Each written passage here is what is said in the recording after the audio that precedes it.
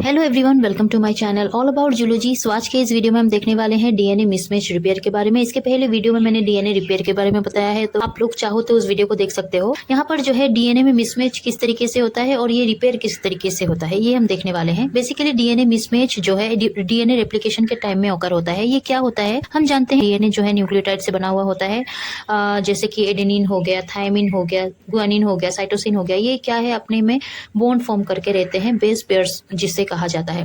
सो adenine के पास क्या होगा कि थायमिन प्रेजेंट होता है, डबल बॉन्ड प्रेजेंट करके वो क्या करते हैं, बाइंड होके रहते हैं। वही गुआनिन जो है साइटोसिन के साथ ट्रिपल बॉन्ड में जो है प्रेजेंट होता है। सो इस तरीके से ये न्यूक्लियोटाइड जो है डीएनए में होते हैं। सो बेसिकली मिसमैच कहाँ पर होता है, नॉर्मली एडेनिन के पास थायमिन होता है, साइटोसिन के पास गुआनिन होता है, बट किसी कारण से क्या होगा कि एडेनिन के पास थायमिन ना होके साइटोसिन हो सकता है, गुआनिन जो है गलती से प्रेजेंट हो सकता है। सो उस गलती को मिसमैच कहा जाता है, क्योंकि अगर ऐसा हुआ तो वो डीएनए जो है डैमेज हो जाएगा। वो डीएनए का जो जहां पर ये मिसमैच हुआ है वो साइट जो है डैमेज हो जाएगा, जिससे क्या होगा, फर्दर जो है उस डीएनए को बाकी फंक्शन में यूज नहीं कर सकते, क्योंकि वो डैमेज हो चुका है, प्रॉपर्ली फंक्शन नहीं करेगा। सो यहाँ पर किस तरीके से उस पोर्शन को, उस साइट को रिपेयर किया जाता है वो हम देखेंगे। सो यहाँ पर जो है ये डीएनए मिसमैच जो है, ये एंजाइम सिस्टम इसमें इन्वॉल्व होते हैं इस मिसमैच रिपेयर में।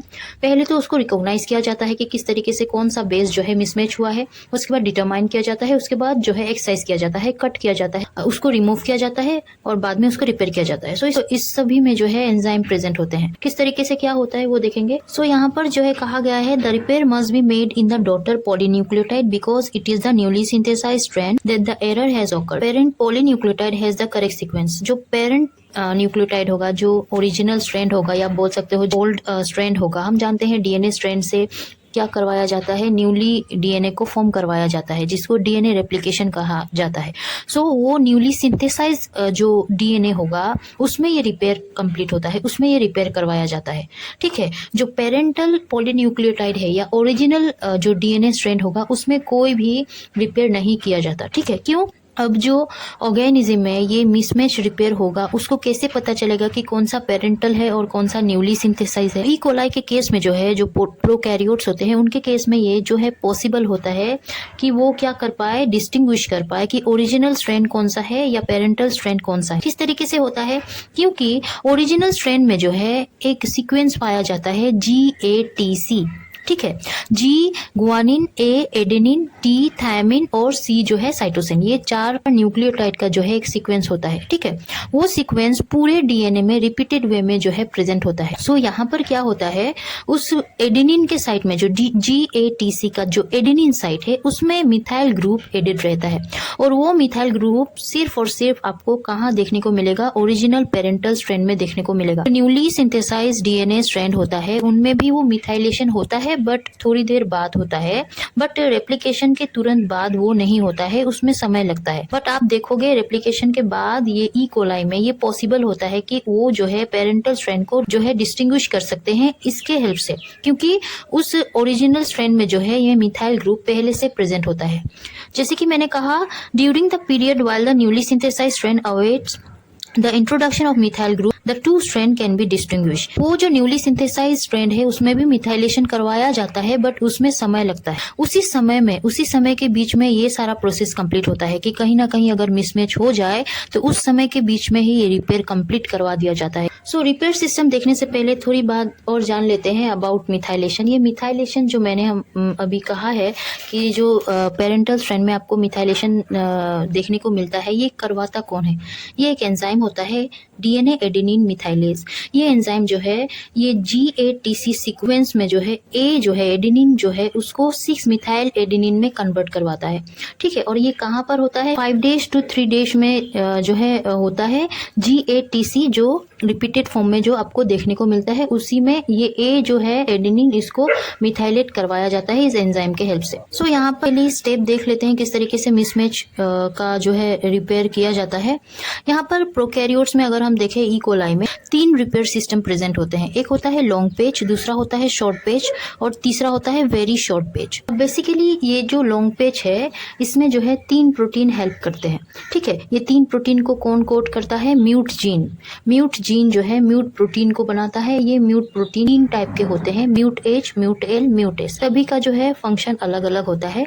यहाँ पर म्यूट एल और म्यूट एस जो है रिकॉग्निशन करवाते हैं कि कहाँ पर जो है ये मिसमैच हुआ है, डीएनए सीक्वेंस में जो है कहाँ पर मिसमैच हुआ है, ये क्या करते हैं, रिकॉग्निशन करते हैं म्यूट एल और म्यूट एस। और ये क्या करते हैं, GATC को भी रिकॉग्नाइज करते हैं। GATC सीक्वेंस जो है ये कहाँ पर प्रेजेंट है, जैसे कि मैंने कहा ये GATC जो डीएनए है उसमें रिपीटेड फॉर्म में रहते हैं। सो जहाँ पर मिसमैच हुआ होगा कहीं ना कहीं ये GATC भी प्रेजेंट होंगे, ठीक है।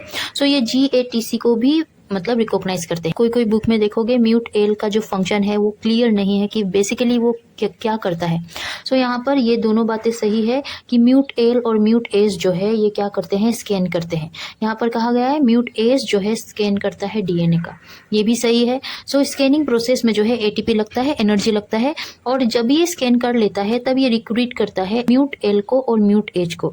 अब म्यूट एच क्या है, ये एक एंडोन्यूक्लियस है जो क्लीव करता है अनमिथाइलेटेड स्ट्रैंड को on the 5 days side of G guanine. Mute H जो है ये इस सीक्वेंस GATC सीक्वेंस के पास प्रेजेंट होता है। नॉर्मली प्रेजेंट होता है, इनएक्टिव फॉर्म में रहता है, बट जब रिपेयर जब करवाया जाए तब ये क्या करता है, एक्टिवेट होता है। और इनका काम है, जो कि ये एंडोन्यूक्लियस है, तो ये क्या करते हैं, उस न्यू स्ट्रैंड में जो अनमिथाइलेटेड जो पोर्शन होगा जो 5 डेज गुआनिन के पास, उसको ये क्या करते हैं, कट करते हैं। सो आगे का प्रोसेस क्या होगा, ये डीएनए हेलिकेज आएगा। डीएनए हेलिकेज का काम क्या है कि जो गुआनिन साइटोसिन के साथ ट्रिपल बॉन्ड करके प्रेजेंट रहता है, एडेनिन थायमिन के साथ डबल बॉन्ड करके प्रेजेंट रहता है, उस बॉन्ड को ये तोड़ता है, मतलब डीएनए को क्या करता है, ये खोलता है, ठीक है। डीएनए को खोलेगा, डीएनए हेलिकेज। उसके बाद एंडोन्यूक्लियस आता है, जो के हेल्प से क्या होता है कि वो डीएनए का जो स्ट्रैंड है जहां पर कट करवाया गया है उस स्ट्रैंड को वो रिमूव करे, कौन, एंडोन्यूक्लियस।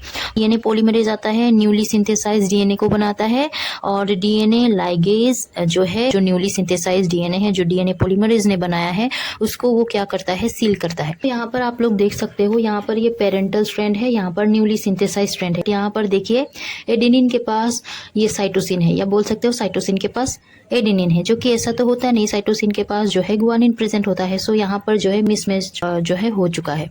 और यहाँ पर आप देखोगे कहीं ना कहीं, जैसे कि मैंने कहा था, जो कि ये रिपीटेड वे में प्रेजेंट होता है। सो यहाँ पर ये GATC सीक्वेंस जो है ये प्रेजेंट है।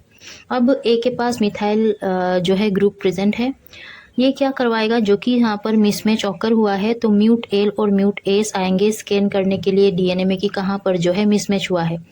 ये उसी जगह पर जो है बाइंड करते हैं जहाँ पर मिसमैच होता है। सो इस केस में यहाँ पर इन दोनों ने जो है बाइंड किया है। आफ्टर बाइंडिंग ये म्यूट एस जो है इस म्यूट एच को क्या करता है, रिक्रूट करता है, एक्टिवेट करवाएगा। जहाँ पर ये सीक्वेंस प्रेजेंट होता है, आप याद रखना ये म्यूट एच इस सीक्वेंस में ही रहता है, जो कि ये इनएक्टिव है अभी। जब रिपेयर का काम चलेगा तब ये एक्टिवेट होता है। तो यहाँ पर म्यूट एल और म्यूट एस तो पहले ही आए थे स्कैन करने के लिए, अब ये म्यूट एच को क्या किया है, इन दोनों ने एक्टिवेट किया है। सो एक कॉम्प्लेक्स बन चुका है एच, म्यूट एस और म्यूट एल का। तो ये अभी एक्टिवेट होगा म्यूट एच। म्यूट एच जैसे ही एक्टिवेट होता है, ये क्या होते हैं, एंडोन्यूक्लियस होते हैं। सो ये 5 डेज के गुआनिन के पास ये कट करते हैं इस तरीके से। हेलिकेज आता है, हेलिकेज क्या करता है, इन सारे बॉन्ड को जो है, ये बॉन्ड को ये खोलता है, यहाँ से ये खोलेगा खोलेगा खोलेगा पूरा। अब एंडोन्यूक्लियस आएगा, जहाँ पर कट करवाया था म्यूटेज ने, वहां से ये क्या करेगा, पूरा स्ट्रैंड को रिमूव करेगा जहां तक जो है मिसमैच था। अब डीएनए पॉलीमरेज आएगा, ये कहेगा ठीक है मैं अब न्यू स्ट्रैंड बनाऊंगा। तो यहाँ पर जो है अच्छे से डीएनए पॉलीमरेज ने जो है यहाँ तक क्या किया है, न्यू स्ट्रैंड को फॉर्म किया है। सो यहाँ पर जो है ये इस गैप को और इस गैप को कौन फिल करता है, डीएनए लाइगेज। सो ये पूरा कंप्लीट जो है नॉर्मल जो है डीएनए हमें मिलता है। सो इस तरीके से डीएनए में जो है मिसमैच होने से इस तरीके से जो है रिपेयर करवाया जाता है।